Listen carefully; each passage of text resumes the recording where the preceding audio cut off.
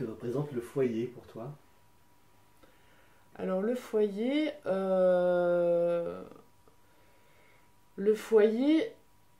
à l'heure d'aujourd'hui, parce que ou à l'heure d'avant, parce que nous on avait un foyer où il y avait le papa, la maman, les sœurs, tout le monde ensemble. Et aujourd'hui, moi j'ai un foyer où j'ai plus que la maman et l'enfant. Et, et du coup, maintenant que j'ai fait le deuil du foyer que j'ai pas réussi à reproduire, euh, je- j'ai j'ai revu ma copie sur la question du foyer et en fait je pars du principe que peu importe où c'est, ce qui est important c'est qu'on y est bien avec les gens qui restent. Et le challenge en fait c'est de réussir à le faire grandir euh, en ne reproduisant pas forcément les mêmes erreurs, mais en y amenant toujours un peu plus de pierres pour le faire grandir. Et ouais, c'est une vision du foyer qui est plus pas l'unité, on va dire, à chaque être, enfin si, un petit peu quand même. Mais, euh, mais ouais, c'est quelque chose qui doit être rassurant, c'est quelque chose qui doit être protecteur, mais c'est aussi quelque, enfin, un endroit où on doit y vivre et où on doit y faire aussi ses expériences. Ouais, que ça soit avec plein de personnes ou juste avec une personne ou deux personnes, au final, le foyer, il est à l'image, je pense, de qui on est. Et aujourd'hui, c'est vrai que dans le monde dans lequel on est, bon, les couples qui font des foyers, qui restent beaucoup d'années, deviennent de plus en plus rares. Et, euh, et cette notion du foyer, elle a évolué. Enfin, on a évolué aussi, nous, avec l'évolution du foyer. Et c'est pour ça que aujourd'hui, on essaye plus de lui donner un côté, certes, rassurant, protecteur, etc., mais sans forcément rester accroché à l'idée d'y avoir papa, maman, les enfants, etc. Ça peut, le foyer, il peut exploser comme il peut se reformer à une vitesse phénoménale. Euh, le premier foyer que moi que j'ai connu, c'est le foyer avec mes parents. Après, ça a été le foyer avec le père de mon fils, qui a été un foyer recomposé et où chacun venait d'univers différents et on a dû apprendre à s'apprivoiser, à vivre ensemble et c'était déjà une autre vision du foyer que j'avais avant. Et là maintenant j'ai le foyer, bah, juste mon fils et moi. Donc c'est encore une autre façon de voir le foyer, mais il faut qu'à chaque fois il y ait pour moi la base de la protection, de la sécurité, de l'amour, parce que foyer c'est amour.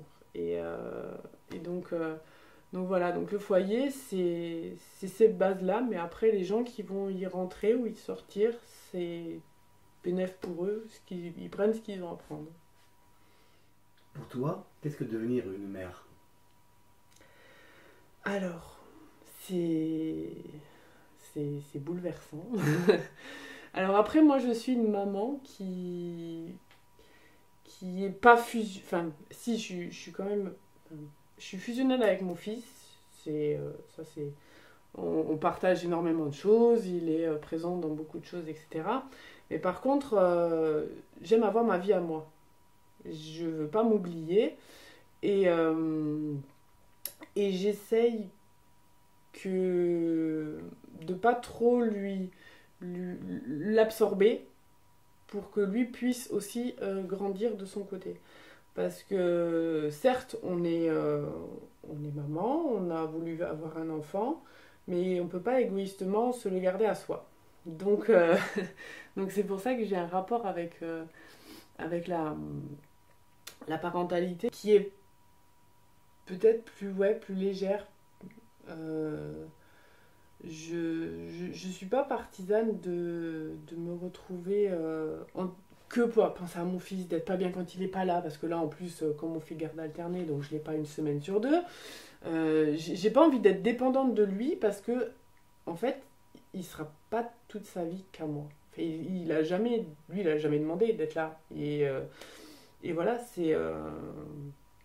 donc ouais, c'est plus une évolution de deux êtres avec ce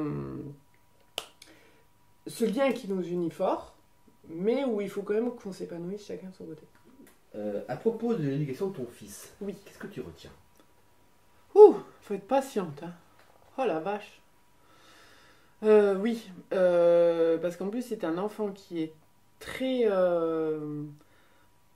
il est très entier et il est, enfin, si on ne va pas lui expliquer les choses, en fait, il va bloquer et ça va être encore pire. Donc j'ai appris avec lui que ça servait à rien d'imposer les choses parce que voilà, on était le parent et qu'il fallait que ça soit l'autorité absolue et que des fois il pouvait avoir raison et que souvent les